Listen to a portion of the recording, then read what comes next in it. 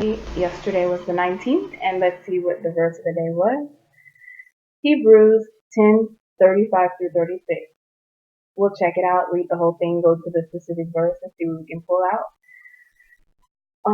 35 through 36 is this section. Let me see. Keep the courage and patience you had. Remember the days when you first learned the truth. You had a hard struggle with much suffering, but you continued strong.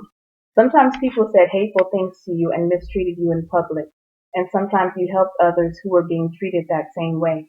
Yes, you helped them in prison and shared in their suffering, and you were still happy when everything you owned was taken away from you. You continued to be happy because you knew that you had something much better, something that would continue forever. So don't lose the courage that you had in the past. Your courage will be rewarded richly. You must be patient. After you have done what God wants, you will get what He promised you. He says, very soon now, the one who is coming will come and will not be late. The person who is right with me will live by trusting in me, but I will not be pleased with the one who turns back in fear. That's written in Habakkuk 2:3 through 4, the Greek version. But we are not those who turn back and are lost. No, we are the people who have faith and are saved. Oh, I could go on and on about this topic. This is a very good topic. It's the epitome of Christianity. And that kind of rhymes too. Epitome of Christianity. It's about finding God and then realizing you found something much better than the life you were living, and then going on in that life, but then realizing that, you still have old ways within you that you still have to work at clearing out. So there's always that temptation to revert back to how you used to be instead of proceeding with God. And this is just saying, keep the courage, like the title says, keep the courage and patience you had, and persevere, in summary. So we can just dwell on this a little bit and go into depth and apply it to our own actual lives. If you're a Christian, no matter your length of time, if you're beginning now or if you already were one, you can familiarize this. It's the temptation of us all to revert to our old ways at various times in our lives. So what this one is just saying is that, look, you know how everybody gets excited about something new that's good. So if you're really finding the Christian lifestyle and you're all excited about it, then you get hyped up and you really want to do everything that God's saying to do.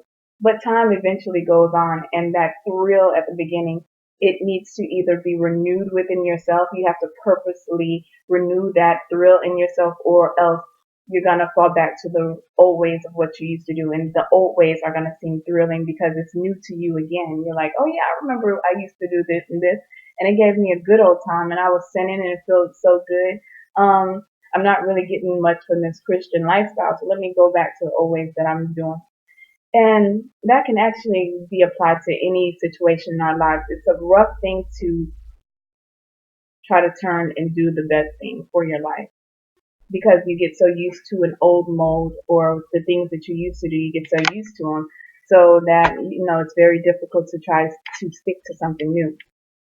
But it's always best if we have our head on right and we're thinking about keeping the courage and patience that we had in the first place and proceeding with the right way that we know to go, then that's always the best route. So I could go on all day about that subject, but I think I got to the gist of it, and it's really self-explanatory. Just keep persisting.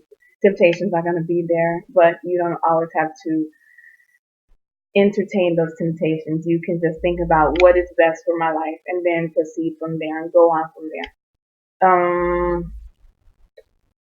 So the specific verse of yesterday was Hebrews 10:35 and 36, two verses in one.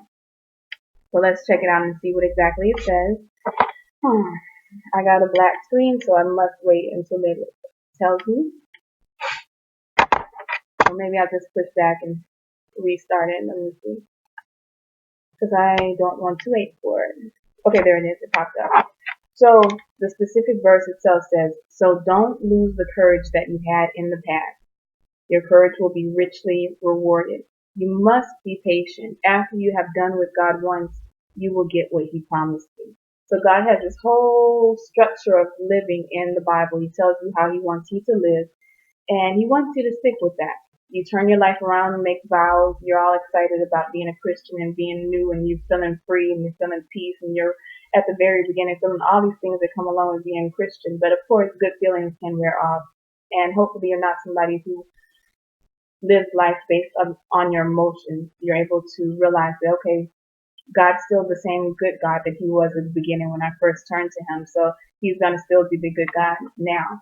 So hopefully that's your mindset, instead of saying, look, I became a Christian. It was good at first, and it's not really doing anything for me. I'm just canceling out all the fun, sinful things in my life, and I'm not getting any benefit.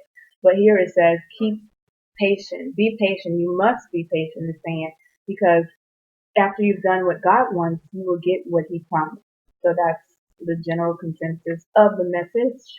And it's just saying hold on into there, because it might not seem like you're reaping rewards now for all the good you do, all the patience you have, all the things that you're avoiding because of God, but God sees what you're doing and he respects that.